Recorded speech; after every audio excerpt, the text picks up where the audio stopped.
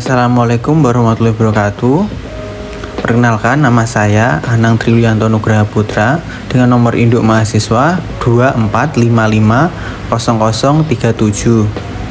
Saya akan menjelaskan presentasi saya dalam mata kuliah Sistem Pakar dengan metode forward chaining dengan studi kasus Sistem Pakar Kelayaan Meter Air PDAM dengan dosen pengampu Dr. Andika Pramita Widyasari, Sarjana Komputer, Magister Komputer.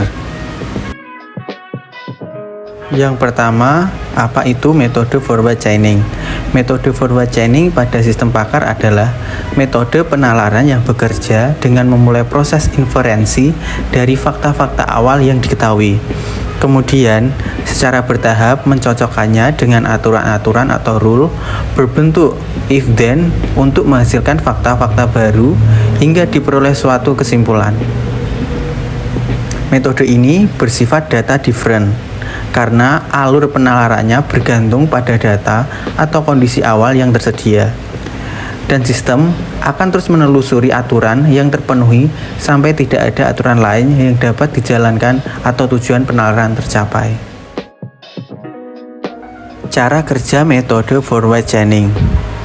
Yang pertama, sistem menerima fakta awal dari pengguna atau basis data. Yang kedua, fakta tersebut dicocokkan dengan bagian IF pada aturan. Selanjutnya, jika kondisi IF terpenuhi, maka bagian then dijalankan. Kemudian, hasil then menjadi fakta baru. Dan yang terakhir, proses berulang hingga tidak ada aturan yang bisa dijalankan atau kesimpulan tujuan tercapai. Kemudian ada beberapa fungsi metode forward chaining. Fungsi yang pertama, mengolah fakta awal menjadi pengetahuan baru. Forward chaining berfungsi memproses data atau fakta yang dimasukkan pengguna untuk menghasilkan fakta-fakta baru melalui aturan if-then hingga diperoleh kesimpulan akhir. Yang kedua, menjalankan proses penalaran berbasis data atau data-driven reasoning. Metode ini memungkinkan sistem pakar bekerja berdasarkan kondisi nyata yang tersedia, sehingga penalaran berkembang seiring bertambahnya data atau fakta. Fungsi yang ketiga, mencocokkan fakta dengan basis aturan atau rule matching. Forward chaining berfungsi untuk menyeleksi aturan-aturan yang relevan dengan fakta yang ada dan mengeksekusi aturan tersebut secara berurutan. Fungsi-fungsi metode forward chaining selanjutnya. Yang keempat, mendukung pengambilan keputusan dan diagnosis. Metode ini digunakan untuk membantu sistem pakar dalam menentukan keputusan, seperti mendiagnosis penyakit, menentukan jenis gangguan, atau merekomendasikan solusi berdasarkan gejala yang diketahui. Fungsi yang kelima, menyusun alur inferensi secara sistematis dan logis. Forward chaining berfungsi menjaga proses penalaran tetap berstruktur, dimulai dari fakta awal hingga kesimpulan yang dapat dipertanggungjawabkan secara logis. Fungsi yang keenam, menghentikan proses inferensi secara otomatis. Metode ini berfungsi menghentikan penalaran ketika tidak ada lagi aturan yang dapat dijalankan atau ketika kesimpulan yang diinginkan telah tercapai. Kelebihan metode forward chaining. Yang pertama, berbasis data atau data driven. Forward chaining sangat efektif ketika fakta awal sudah tersedia, karena proses penalaran dimulai langsung dari data nyata yang dimaksudkan pengguna. Yang kedua, mudah dipahami dan diimplementasikan. Alur penalarannya logis dan sistematis, sehingga mudah dikembangkan dan dipelajari, terutama untuk sistem pakar berbasis aturan. Yang ketiga, cocok untuk sistem diagnosa dan monitoring. Metode ini banyak digunakan dalam sistem diagnosis penyakit, kerusakan mesin, dan monitoring, karena mampu menelusuri gejala menuju kesimpulan. Kemudian fungsi selanjutnya fleksibel terhadap penambahan data. Sistem dapat terus berjalan dan memperbarui kesimpulan ketika fakta baru ditambahkan tanpa harus mengulang proses dari awal. Kelebihan yang terakhir, mendukung proses inferensi bertahap. Setiap hasil penalaran dapat dijadikan fakta baru untuk melanjutkan inferensi ke tahap berikutnya. Kalau ada kelebihan berarti ada kekurangan. Berikut kekurangan beberapa metode forward chaining. Yang pertama, proses inferensi bisa lambat. Forward chaining bekerja dengan menelusuri fakta ke aturan secara bertahap. Jika jumlah fakta dan aturan sangat banyak, sistem harus mengecek banyak aturan sekaligus sehingga waktu pemrosesan menjadi lama. Kemudian, kurang efisiensi untuk tujuan tertentu. Metode ini tidak berfokus langsung pada tujuan atau goal. Sistem tetap proses semua kemungkinan aturan meskipun sebagian tidak relevan dengan hasil yang diinginkan. Yang ketiga, membutuhkan banyak memori. Semua fakta yang diketahui dan fakta baru hasil inferensi harus disimpan. Pada sistem berskala besar, hal ini dapat membebani memori. Kemudian, sulit dikendalikan pada sistem kompleks. Kemudian, rentan terhadap konflik aturan. Selanjutnya, tidak cocok untuk masalah dengan hipotesis spesifik. Kemudian, ketergantungan pada kelengkapan data awal. Dan yang terakhir, bisa menghasilkan fakta yang tidak diperlukan. Studi kasus sistem pakar kelayakan meter air PDAM dengan metode forward chaining. PDAM melakukan pemeriksaan rutin terhadap meter air pelanggan untuk memastikan akurasi pencatatan pemakaian air. Pemeriksaan dilakukan oleh petugas lapangan dengan mengacu pada standar teknis PDAM. Namun, sering terjadi perbedaan penilaian antar petugas. Untuk mengatasi hal tersebut, dibangun sistem pakar yang mampu menentukan kelayakan meter air secara objektif dan konsisten menggunakan metode forward chaining. Tujuan studi kasus. Yang pertama, menentukan apakah meter air layak atau tidak layak untuk digunakan. Yang kedua, membantu petugas PDAM dalam pengembalian keputusan teknis. Yang terakhir, memberikan rekomendasi tindakan dipertahankan atau digantinya meter air. Berikut data dan fakta awal atau input sistem jenis data yang digunakan. Yang pertama, umur meter air, menunjukkan lamanya meter air digunakan sejak pemasangan awal. Umur meter mempengaruhi keausan komponen internal yang berdampak pada akurasi pencatatan. Yang kedua, kondisi fisik meter. Yang ketiga, akurasi pencatatan. Yang keempat, kondisi segel meter. Dan yang terakhir, kebocoran meter.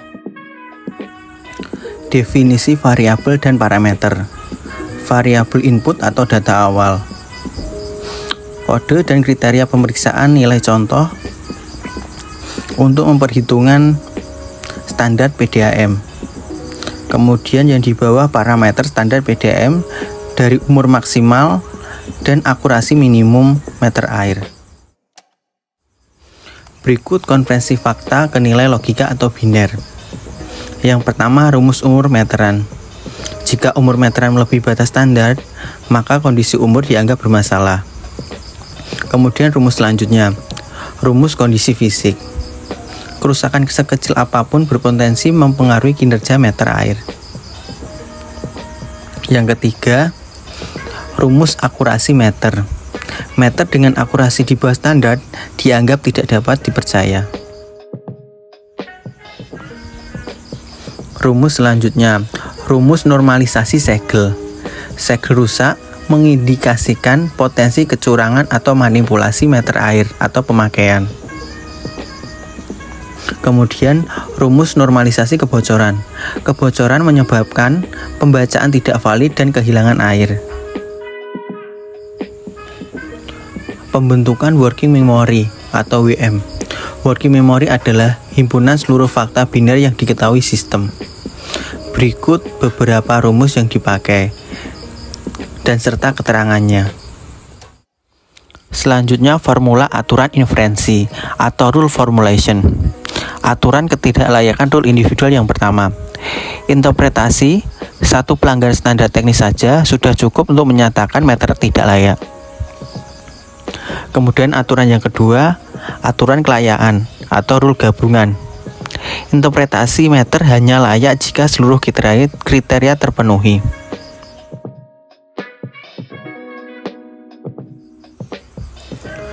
Berikut data pemeriksaan lapangan. Petugas PDAM melakukan pemeriksaan fisik dan teknik terhadap 1 meter air pelanggan. Data yang diperoleh sebagai berikut, mulai dari putaran meter air, volume standar uji, volume terbaca meter, segel meter, kebocoran meter air. Kemudian perhitungan akurasi meter air atau tahap matematis. Yang pertama menentukan selisih volume, yang kedua menghitung presentasi selisih akurasi, yang ketiga evaluasi terhadap batas toleransi PDAM. Pembentukan fakta dan working memory. Tahap ini menjelaskan bagaimana hasil pemeriksaan dan perhitungan matematis diubah menjadi fakta formal yang dapat diproses oleh sistem pakar. Yang pertama, penentuan fakta. Dari fakta G1, G2, G3, G4, G5, fakta bernilai benar akan dimasukkan ke working memory.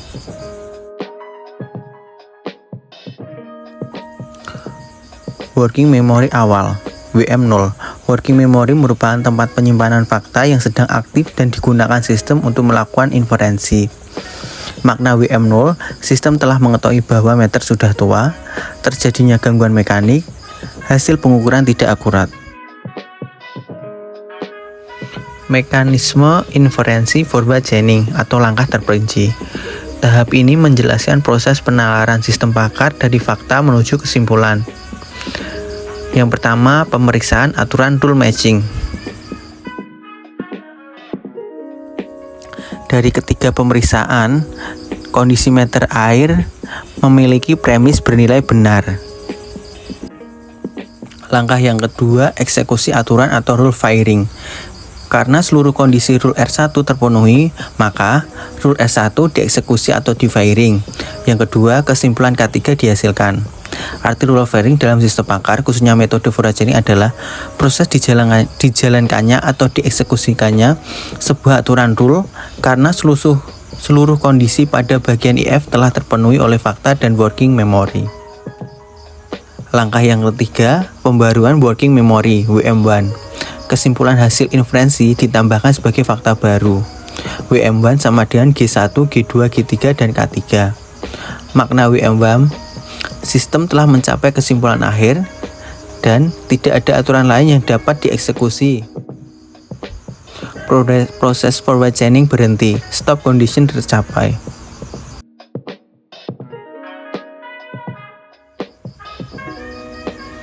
Validasi dan keputusan akhir sistem metode forward chaining. Berdasarkan WM1, sistem melakukan validasi akhir. K3 aktif dengan meteran tidak layak. Keputusan akhir sistem pakar berarti meter air tidak layak digunakan. Keputusan ini bersifat objektif karena berdasarkan data terukur, mengacu pada aturan pakar, dan mengikuti logika forward chaining. Kemudian rekomendasi tindakan teknis atau decision support. Setelah keputusan diambil, sistem memberikan rekomendasi sebagai berikut. Yang pertama, meter air harus diganti dengan unit baru. Yang kedua, kalibrasi tidak disarankan karena umur meter telah melewati batas ekonomis. Kerusakan mekanik berpotensi berulang. Dan yang ketiga, penggantian meter akan meningkatkan akurasi pencatatan, mengurangi potensi kerugian PDAM, kemudian meningkatkan keadilan penagihan pelanggan. Dan terima kasih telah mendengarkan presentasi saya, studi kasus sistem pakar kelayaan meter air PDAM dengan metode forward chaining.